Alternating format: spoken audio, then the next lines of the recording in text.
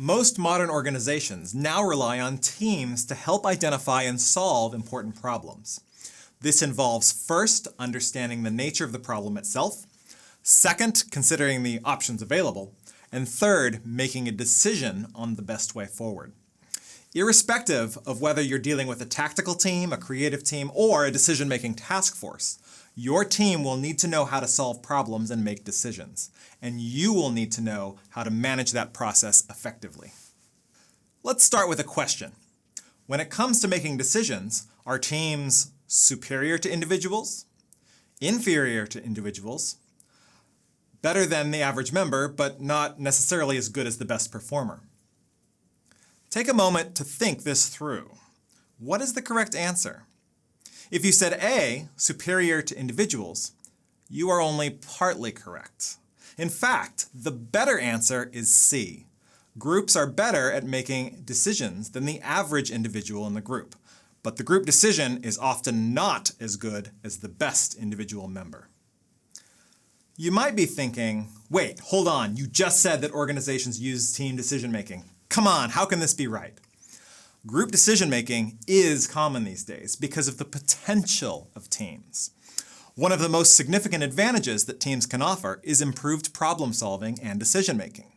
However, most team leaders do not manage them sufficiently well.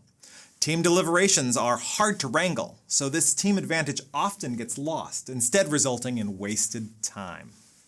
Team decision-making is challenging for a number of reasons. The individual who has critical information may be shy or unwilling to speak up.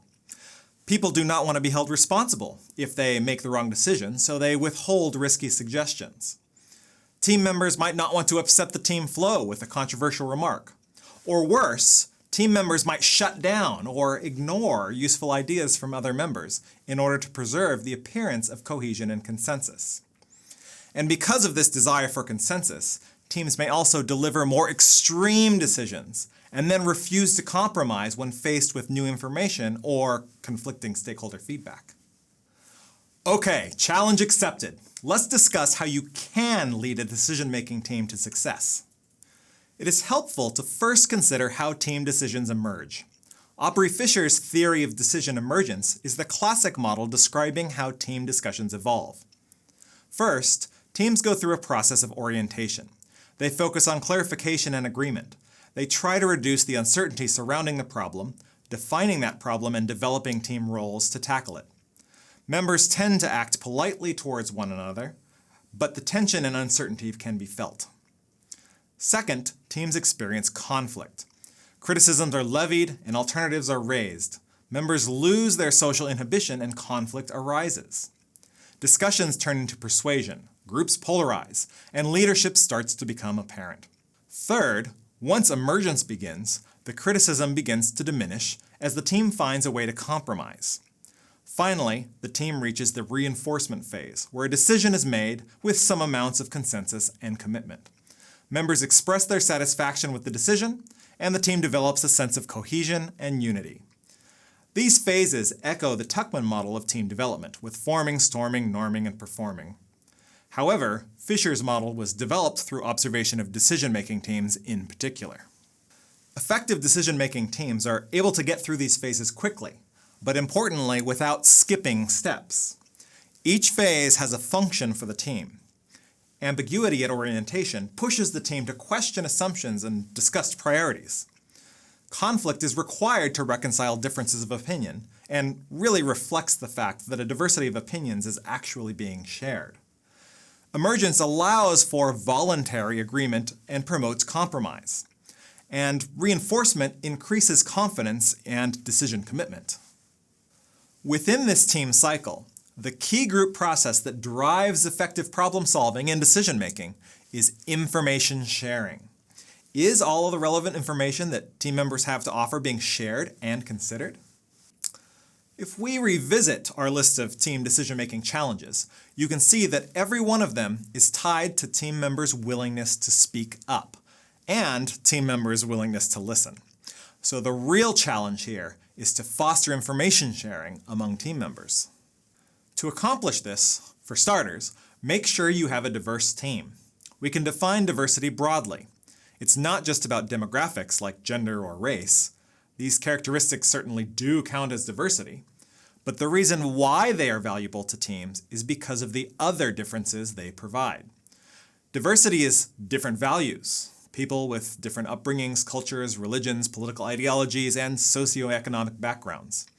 Diversity is different skills and knowledge, education, information, and expertise that is not redundant across the team. Diversity is different ways of thinking, problem-solving strategies, approaches, and assumptions.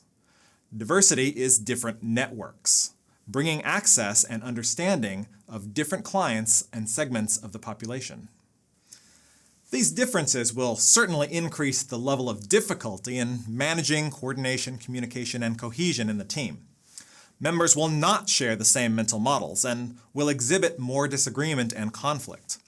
But in problem-solving teams and decision-making teams, this difference of perspective is what helps to generate better solutions, as long as they actually share that information openly and respectfully. Once your team has the diverse information and experiences, you need to prompt information sharing by setting the right expectations. In the context of problem solving, this means identifying the root causes of a problem, not just identifying the symptoms. In the context of decision making, this means finding the best possible solution, rather than the first acceptable solution. You can set expectations early in that first team meeting, or even your first email. Encourage open communication by suggesting that all members have a shared responsibility for the outcome, and thus it is critical that everyone is open with their opinions, and be open to and respectful of alternative opinions. As a leader, it is also important that your actions and communications are authentic and embody the spirit of openness. If team members sense that it is inauthentic consultation, or that you are really just trying to rubber stamp your own agenda, they will not engage. Taking this team approach does not mean that you're giving up your final decision authority. You can also approach this as a legitimate consultation process that feeds into your decision as a leader. But if you go in with a preferred outcome already in mind, it may bias your ability to process new information, and the team will likely be able to smell your agenda. So, in terms of the team process, the first step is to admit to yourself that you may not have all the information or all the answers. Within the team decision-making process itself, it is useful for individual members to reserve judgment until after team discussions, and definitely wait until the problem is clearly defined. If individual members have predetermined views about the nature of the problem and the best way to solve it, the information being shared within the team may not fully be considered. If members become advocates for a particular position, rather than being open to hearing possible alternatives, those pre-existing preferences can lead them to share only confirming information, seek out only confirming information, and ignore or explain away anything to the contrary. Depending on the size of the group and their dynamic, turn-taking might be useful to get all the information out on the table. Alternatively, the team might start with a specific sub-issue, attempting to share all the information surrounding that issue before moving on to the next sub-issue. Some reasonable discretion will be needed here to determine what is right for the specific problem.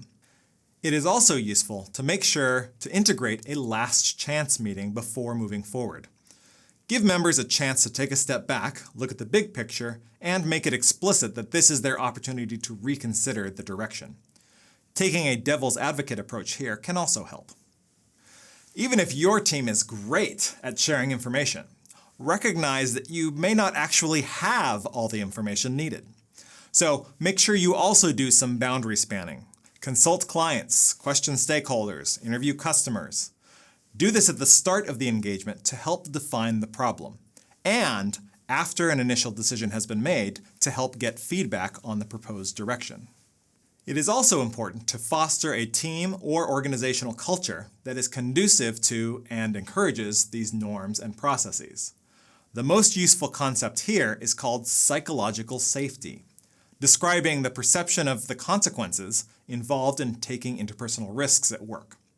In other words, do employees feel that there will be negative consequences if they speak up with a dissenting opinion? Research shows that this is a critical predictor of team effectiveness. For example, research at Google shows that the most important predictor of Google team effectiveness was not who was in the team, but rather whether the team members felt psychologically safe. You can also think about this as developing trust within your team. Team members that trust one another are likely to feel safe about speaking up, and are thus more effective at problem solving. Lastly, remember that diverse team you set up to get a variety of values, ideas, knowledge, and networks? In order to reap the benefits of diversity, you need to give a voice to those minority views and make those individuals, who are courageous enough to share those views, feel valued and included. So that means a team structure with diversity, but a team culture of openness and inclusion. Done poorly, making group decisions takes much longer, results in more extreme and inflexible decisions, and can ignore individual expertise in the group. Done well, making decisions in teams can help to identify the root of the issue, tap into a broader range of information and knowledge, result in more creative solutions, and help to build acceptance of the shared decision. But even beyond improving your team's decision-making and problem-solving capacity, offering voice to your employees is a sign of your value and respect for them and their contributions to the team. Andrew Lillyman of Virgin Australia explains how employee voice has shaped his own perspective on leadership. I think for my inspiration in leadership, I like to keep it pretty simple. I want to be treated as others would want to be treated. I think it's important for everyone to have a say in matters.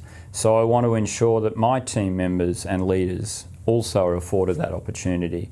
So in having that say, as leaders, we need to listen to that. And I guess really what you find is that the really good leaders are great listeners. So I certainly think of that in my leadership journey.